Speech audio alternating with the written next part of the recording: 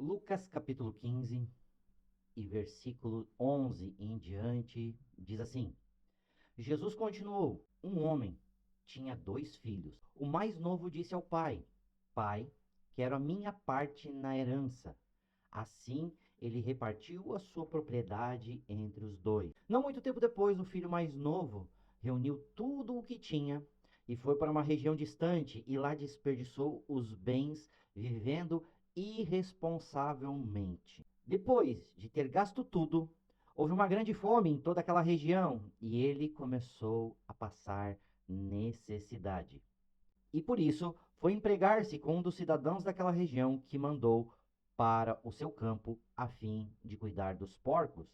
E ele desejava encher o seu estômago com as vagens de alfarroba que os porcos comiam, mas ninguém lhe dava nada. Caindo em si, ele disse: Quantos empregados do meu pai têm comida e comida de sobra, e eu aqui morrendo de fome? Eu me porei a caminho e voltarei para o meu pai e lhe direi: Pai, pequei contra o céu e contra ti. Não sou mais digno de ser chamado teu filho. Trata-me como um dos teus empregados. A seguir, levantou-se e foi para seu pai. Estando ainda longe, seu pai o viu e, cheio de compaixão, correu para seu filho e o abraçou e o beijou. O filho disse: Pai, pequei contra o céu e contra ti. Não sou mais digno de ser chamado teu filho. Mas o pai disse aos seus servos: Depressa, tragam a melhor roupa, vistam nele, coloquem um anel em seu dedo e calçado em seus pés. E tragam um novilho gordo e matem-no. Vamos fazer uma festa e comemorar. Pois este meu filho estava morto e voltou à vida. Estava perdido e foi achado, e começaram a festejar.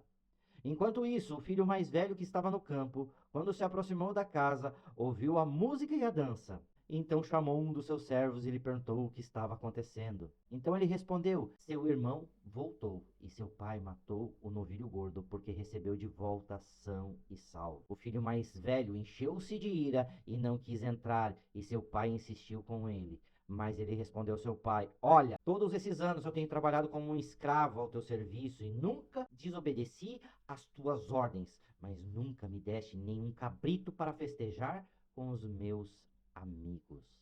Mas quando volta para casa esse teu filho, que esbanjou os teus bens com as prostitutas, matas um novilho gordo para ele. Disse o pai: Meu filho, você sempre está comigo, e tudo o que eu tenho é seu.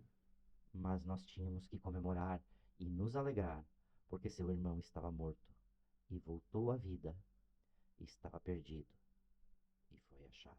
Eu acho que provavelmente você deve conhecer a parábola do filho pródigo, provavelmente uma das parábolas mais famosas de Jesus Cristo, pelo menos uma das mais discorridas. E não precisa ser só no ambiente religioso, mas também se fala muito sobre essa parábola. Eu lembro que a primeira vez que eu tive contato com essa parábola foi na minha juventude, quando eu tinha uns 8, 9 anos, na escola ainda, quando nós tínhamos algo chamado ensino religioso, que hoje não existe mais nas escolas, graças que não há mais ensino religioso.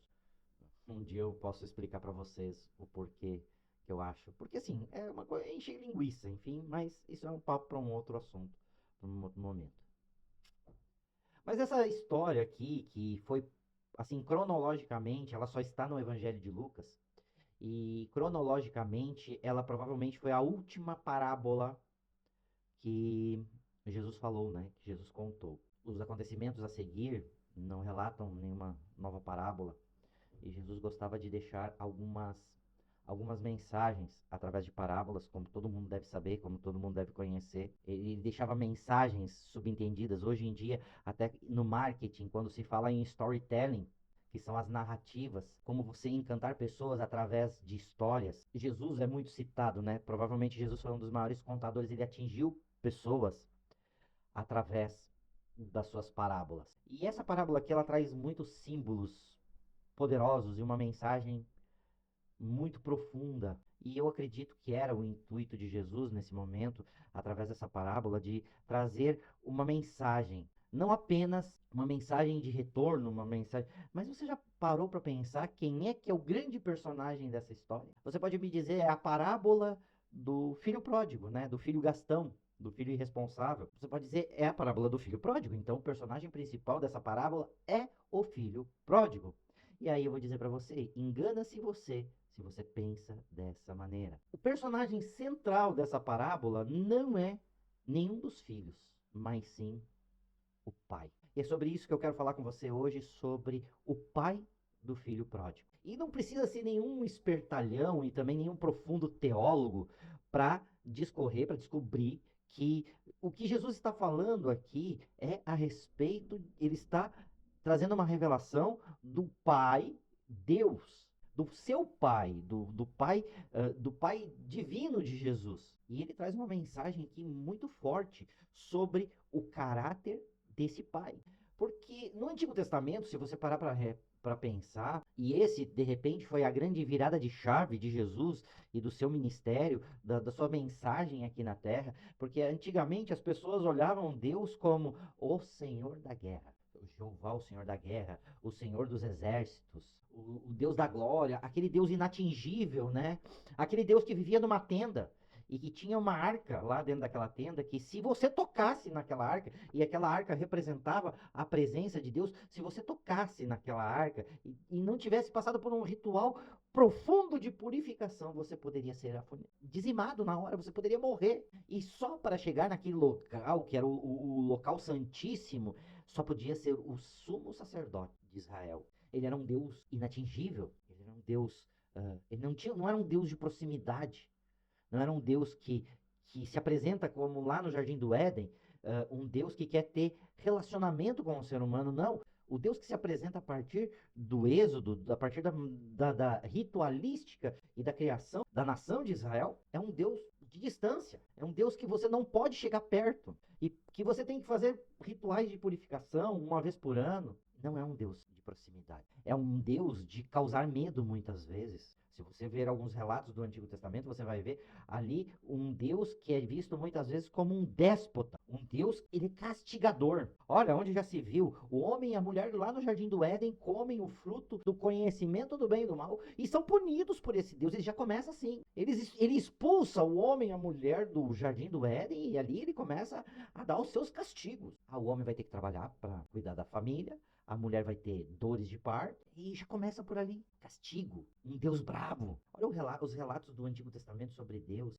É um Deus que realmente, vou dizer para você, que é um Deus que causa medo. E aí chega um tal de Jesus na Judéia e começa a pregar um Deus chamando ele de Pai. Até parece que há uma diferença entre o Deus cultuado pelos israelenses, né, pelos judeus, e um Deus que é pregado e divulgado por Jesus. Parece que Jesus está trazendo um outro Deus. Mas aí eu quero te dizer que isso não parou por lá, porque nos dias de hoje a gente vê a mesma coisa. Nós vemos a pregação de um Deus que é um déspota, um Deus que está punindo as pessoas, é um Deus que é ruim e está sentado num trono, é um Deus que as pessoas falam por aí, o sistema gosta de chamar de um Deus que tem a sua mão, que pesa a sua mão sobre as pessoas, quando na realidade a gente vê nessa parábola um Deus totalmente diferente daquilo que apresentam para você.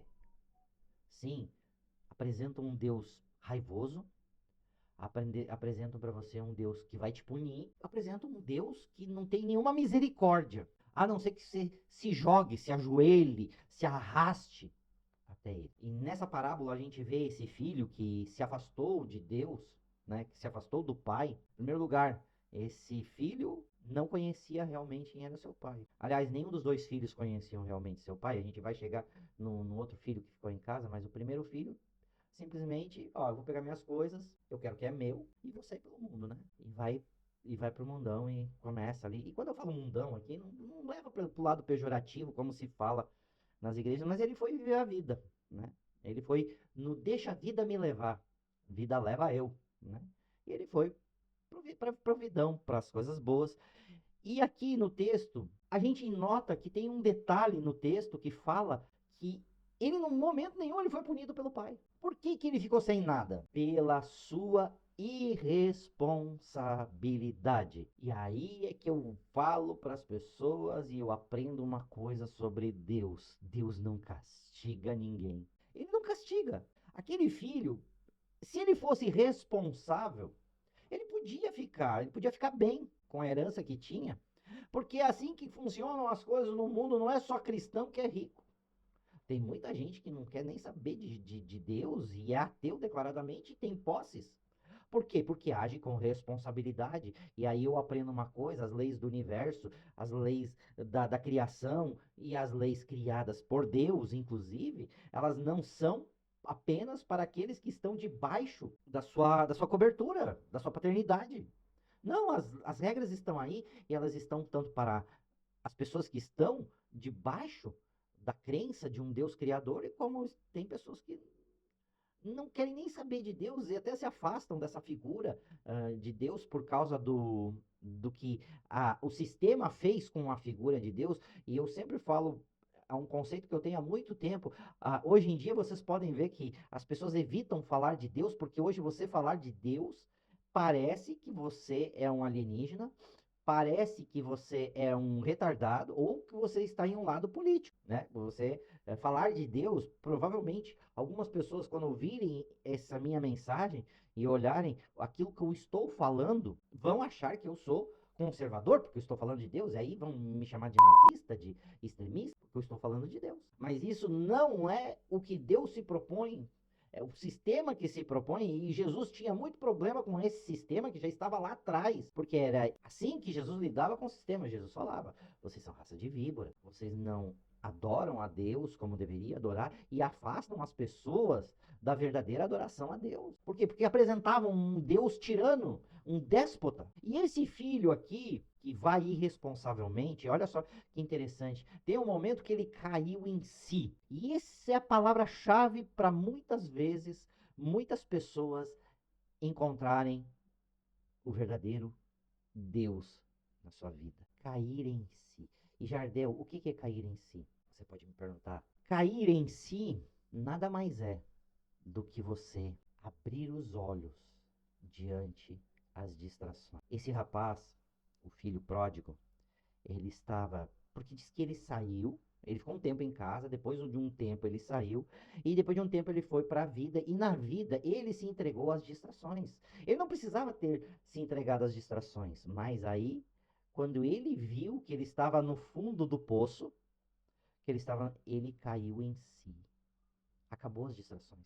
E quantas pessoas não caem em si? Quantas pessoas não têm essa oportunidade de cair em si e de ver tudo aquilo que estão fazendo? A irresponsabilidade dele, os atos dele. Ele não foi castigado, ele não foi punido porque estava longe do pai. Tanto que ele foi trabalhar na fazenda de um homem, cuidar de porcos, provavelmente fazendeiro também tinha bastante dinheiro, e esse fazendeiro não era filho do mesmo pai dele.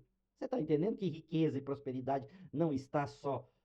Só que o dono da fazenda, muito provavelmente, não era um irresponsável. Só que chegou o momento desse rapaz de dizer assim: eu caí em si. Ele parou de olhar as distrações. Caiu na real. Ele caiu em si. Cair em si é chegar no aqui e agora. E você só vai encontrar o seu divino, o seu Deus, é dentro de você. Não é lá fora. Você só vai encontrar a paternidade daquele que te ama incondicionalmente, aquele que te criou, aquele que te fez muito poderoso. Não é olhando as coisas do mundo, não é olhando a política, não é olhando a situação monetária, não, é quando você olhar para dentro de você, quando você entrar dentro de você e começar a perceber quem é você realmente. E quem é você realmente? À primeira vista, esse jovem acreditou que, voltando ao seu pai, haveria punição. Por quê? Porque é o que se espera. Jesus está dizendo aqui claramente para os seus discípulos que quando se volta ao Pai, quando se volta ao verdadeiro poder, quando se volta ao verdadeiro divino, você espera o quê? Aquilo que o mundo fala sobre o divino: punição. Não que esse filho não estava ali colhendo, ele já estava colhendo os frutos das suas irresponsabilidades. Eu volto lá para o Jardim do Éden, e se você não acredita que aquilo foi literalmente daquele jeito, eu também digo assim para você, pega os símbolos, que eu também acredito, de certa forma, não funcionou daquele jeito, aquilo ali é uma linguagem simbólica, para a gente compreender certas coisas, certas verdades. E aí você chega no Jardim do Éden, quando Deus fala para o homem que ele vai ter que plantar para comer, que ele vai ter que levar o sustento e que ele vai dizer para e ele fala para a mulher, ó, agora a partir de agora você vai sofrer para ter os seus filhos e etc e tal, as dores do parto, e começa a declarar as coisas. Ele não está punindo, ele está dizendo, ó, ação e reação. Isso aqui que vai acontecer com vocês é o resultado. Ele não está punindo, ele está ensinando. Olha, meus filhos, vocês pisaram na bola, vocês não eram para ter feito isso. E uma outra hora eu quero trazer uma palavra, também uma mensagem sobre a árvore do conhecimento do bem e do mal. O que, que há, qual é o símbolo, o significado que há por trás disso. Mas ele estava dizendo assim, gente, vocês simplesmente fizeram o que não era para ter feito. E foi o caminho que vocês escolheram, e o caminho que vocês escolheram é esse. E aí você começa a entender que não há um Deus punidor, não há um Deus que quer te punir, que quer que te ver ruim, que quer te ver sofrendo. E esse filho ainda olhou ali quando ele caiu em si, ele disse: "Poxa, eu tô aqui desejando comer comida de porco". E os empregados do meu pai, nesse momento, eles têm mais do que isso. Esse filho, em momento nenhum, ele acusou o pai, em momento nenhum, ele disse que ele era vítima de uma perseguição, ele nunca, em momento nenhum, ele disse que o que estava acontecendo com ele era uma batalha espiritual, que ele estava recebendo uma opressão do mundo das trevas. Não, ele caiu em si, ele viu o que ele fez. E ele viu a sua irresponsabilidade e diante da sua irresponsabilidade, ele voltou atrás. Isso é uma mensagem que vai para que muitas vezes vai machucar as pessoas, porque hoje a gente está vivendo a era da produtividade, a era que Elon Musk provou que é mentira, que foguete não tem ré. Hoje em dia eles dizem para você que você não pode voltar atrás, que você tem que sempre avançar, avançar e avançar. E aqui nós vemos alguém que decide, ele olha para suas irresponsabilidades e ele diz, decide, eu vou voltar. E se preciso for, e ele aqui, ele assume as suas irresponsabilidades a tal forma que ele diz assim, eu vou voltar atrás. E mesmo que o castigo seja ser empregado do meu pai, ser empregado do meu pai é muito melhor do que estar onde eu estou. E é o que a gente espera quando a gente se aproxima de Deus. A gente espera um Deus vingativo, um Deus que vai esfregar na nossa cara, ó o que tu fez, ó o que tu fez, agora tu vai ter que andar na linha, como eu quero. E aí a gente chega no grande personagem dessa parábola, que quando ele viu o filho, ele foi correndo ao encontro do mesmo. E o filho, que já estava fazendo um discurso, já tinha um discurso pronto, de arrependimento. O pai, não, calma, calma, calma. Quando ele vê o filho pronto, eu até acho que ele foi um pouquinho.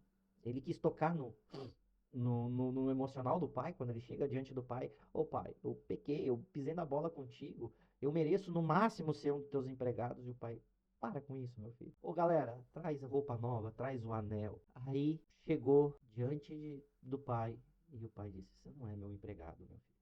Você nunca vai ser empregado, você é filho. Você é imagem e semelhança minha. Deus nunca fez você de empregado. Deus nunca quis ser que você fosse, como ele disse, escravo. E muita gente se aproxima do. E o sistema faz isso, e eu já vi dentro do sistema pregações e palavras dizendo que muitas vezes somos escravos de Deus, porque Deus passa a ser o nosso Senhor. Em primeiro lugar, nós nunca seremos escravos. O próprio apóstolo Paulo diz que se houver em nós espírito de escravidão, nós não estamos em Cristo, porque nós somos filhos, nós somos imagem e semelhança. Nós somos manifestação de Deus nessa terra. Eu e você aí que está do meu lado, você que de repente está com a vida toda ferrada, você que está aí do outro lado sem esperança nenhuma. Essa mensagem é para ti, eu tô aqui para te dizer, você é uma manifestação do Deus que criou os céus e a terra, que criou o universo, que criou tudo que há e tudo que foi, o que há e o que há de vir. Você é uma manifestação do poder desse Deus nesse universo. Você não é empregado.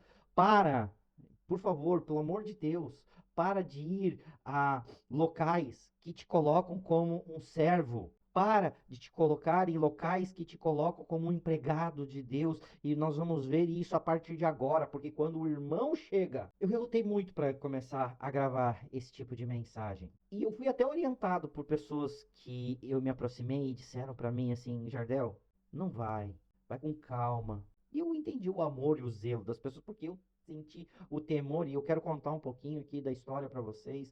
Eu, em 2003, dentro de um sistema, eu aceitei Jesus. Eu já havia aceitado Jesus como meu Senhor e Salvador quando era muito jovem, mas em um ambiente de uma igreja tradicional. Então, mais para frente, em 2003, eu realmente mergulhei em uma outra igreja e comecei um caminho onde ali em pouco tempo eu já estava exercendo papéis de liderança dentro da igreja, dentro do sistema. E em 2011 fui consagrado pastor. E nesses meus anos eu falei do evangelho, preguei o evangelho de Deus a muitas pessoas. E quando eu saí de lá, em 2016, me afastei totalmente do sistema e eu parei com o meu ministério pastoral. Não que eu esteja reassumindo um ministério pastoral, mas eu sempre tive esse dom de falar da palavra de Deus, de interpretar as coisas de Deus, de ensinar sobre a palavra, trazer as mensagens.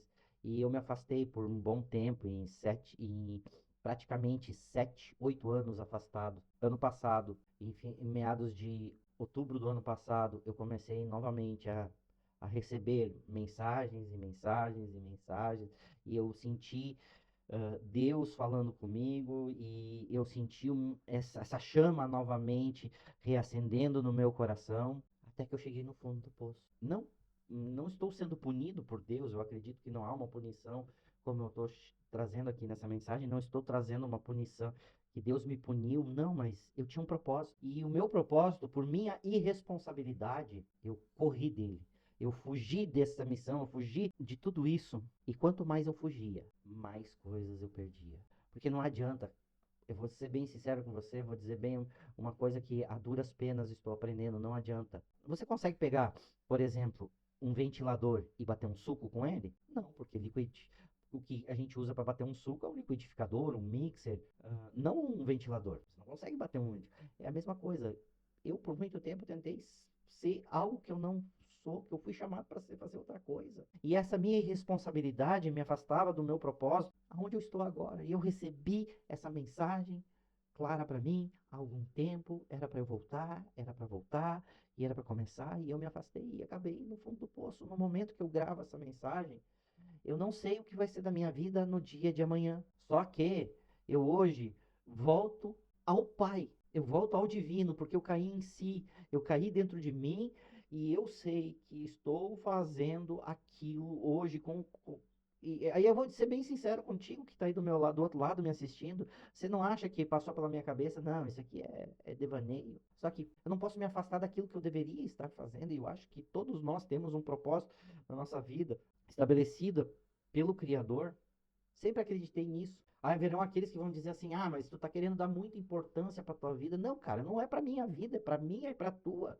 Eu acredito que todos nós temos um propósito muito bem definido. Ah, somos uma manifestação divina nessa terra. Eu acredito nisso. Eu sou uma manifestação divina para melhorar e expandir o mundo. E essa tem sido a minha oração, essa tem sido o meu mantra todos os dias. E haverão aqueles que vão chegar e vão dizer assim: poxa, cara, tu te afastou, tu foi para Gandaia, como o irmão fez, e agora tu tá querendo ser o bonzão, tá aí na internet falando da mensagem de Deus. Eu tô pronto para isso. Porque vai acontecer. Eu sei que vai acontecer. Muitas pessoas vão jogar as suas pedras. Mas hoje eu me chego diante dele.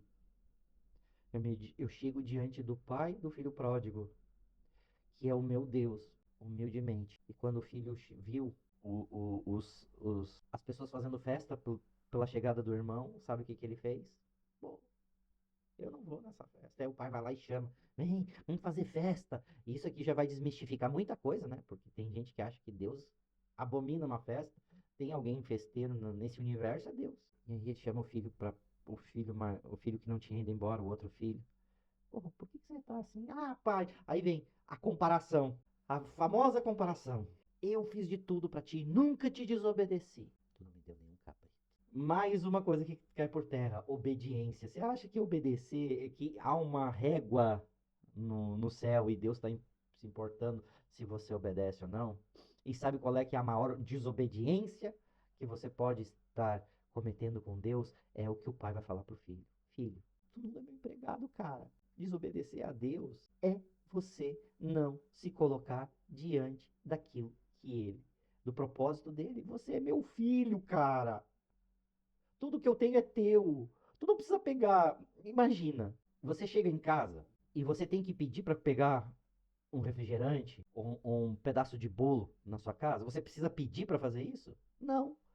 É seu, não é? Você precisa fazer isso na casa dos outros, né? Mas na sua casa, naquilo que é seu, você precisa pedir, por exemplo, para ligar o seu carro, para ligar o seu computador, o seu celular, e você teve que pedir para entrar no YouTube e ligar para assistir esse vídeo. Você não precisou pedir, você simplesmente vai lá, pega e faz. E é isso que o pai falou pro filho, cara. Isso é manifestação. Você é minha imagem e semelhança, cara. Tudo que eu tenho é teu. Você não precisa ficar pedindo. Você não precisa ficar pedindo tudo, toda a criação.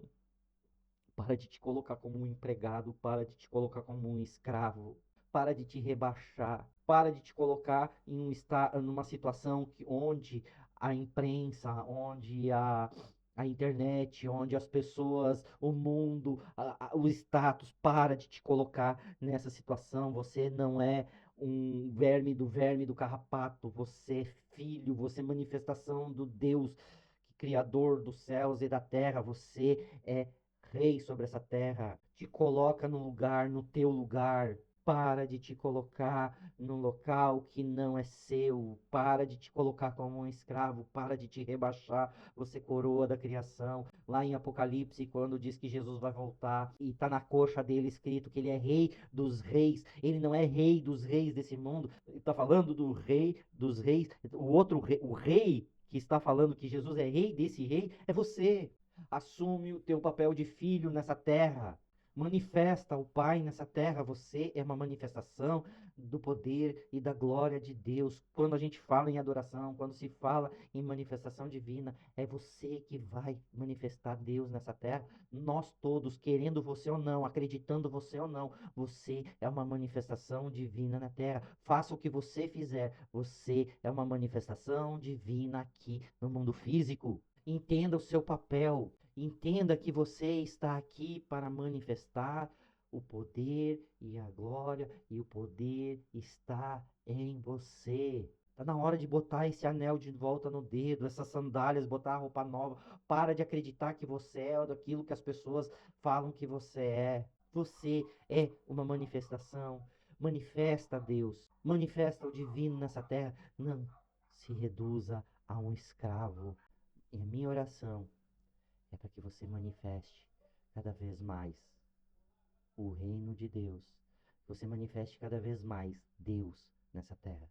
E eu não estou falando aqui de religião, eu não vim pregar uma religião, eu não vim pregar uma igreja. Eu vim trazer uma mensagem para você, para transformar o seu dia, para transformar o seu papel, para colocar de volta em você a sua autoridade como filho, como manifestação do reino, como manifestação do divino nesse mundo físico. E aqui, eu quero, antes de encerrar, eu quero pedir a sua colaboração. Como eu falei para você no início, eu cheguei ao fundo do poço também. E não sei como vai ser o dia de amanhã. No momento que eu estou gravando esse vídeo, eu não sei como vai ser o dia de amanhã. Eu estou aqui recebendo uma direção. E você pode manifestar o reino, você pode manifestar o divino agora. Como você pode manifestar? Eu preciso de um milagre. Eu cheguei diante de Deus e pedi um milagre. Você pode ser a manifestação desse milagre. Eu vou deixar aqui, nesse vídeo, o meu Pix. Você pode ajudar com um, dois, com qualquer valor via Pix. E eu vou estar trazendo mais mensagens. E vou estar falando para você aqui o que aconteceu. Eu vou viver um milagre. Hoje eu me dispus a acreditar no milagre. Obedeci, me coloquei novamente debaixo da autoridade e assumi a minha autoridade aqui. Assumi o meu dom, o meu propósito aqui. E eu vou estar passando para você. o que vai acontecer. Mas eu peço para você, para manter esse trabalho, porque assim, as pessoas acham que YouTube, você ligou a câmera, postou o vídeo, você já está ganhando dinheiro e não é assim que funciona. Vai depender muito da ajuda, da oferta, do, do, do seu coração. Eu estou aqui fazendo isso aqui totalmente debaixo de uma direção e eu peço seu apoio. Eu peço que você manifeste esse milagre, que pode ser qualquer valor, via Pix, tá? Vai ficar o Pix aqui. E se você gostou, e se você acha que tem alguém que precisa, Jardel, eu não tenho como te ajudar. Eu não tenho como te ajudar financeiramente. Então manda essa mensagem, compartilha essa mensagem com alguém, para que essa mensagem transforme também a vida de alguém. Você não tem financeiramente, manifesta de outra forma, manda essa mensagem para alguém. E a minha oração é que você, assim como eu estou fazendo hoje, aqui publicamente, assuma seu papel de manifestação de Deus aqui na terra. Que o nosso Pai Celestial, aquele que nos ama, que não quer nos punir.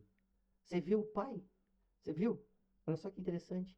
O Pai em nenhum momento brigou com o filho. Ele não deu show de moral no filho. Você percebeu na mensagem? Ele não deu show de moral, ele pulou no. Ele não quis saber nem. Ele não perguntou nem o que o filho fez. O filho chegou, pai, eu fiz isso. Não, pera. Empregado aqui não. Empregado aqui não. Ser filho. Ser aí do outro lado, ser filho. Não importa. Ah, vai ter aquele que vai chegar que nem o irmão. Ah, ele fez tudo, ele gastou tudo. Vai ter. Não se preocupa não. Você é filho. Deus, eu te louvo e eu quero expressar minha gratidão ao Senhor, a Deus, o meu Pai, por tudo que Ele tem feito na minha vida, por tudo que Ele há de fazer, por tudo que Ele há de fazer na sua vida aí que está do outro lado, ouvindo essa mensagem. Eu te abençoo aqui agora como um sacerdote que eu sei que sou, sacerdote chamado segundo Jesus Cristo. Eu te abençoo. Eu peço que você assuma seu lugar de filho dentro desse mundo físico, um lugar divino, um lugar de transformação, um lugar de criação, um lugar de poder, em nome de Jesus. Eu te abençoo. Amém. Por favor, compartilha com alguém, se inscreve nesse canal e curte esse vídeo. Eu te abençoo e até a próxima.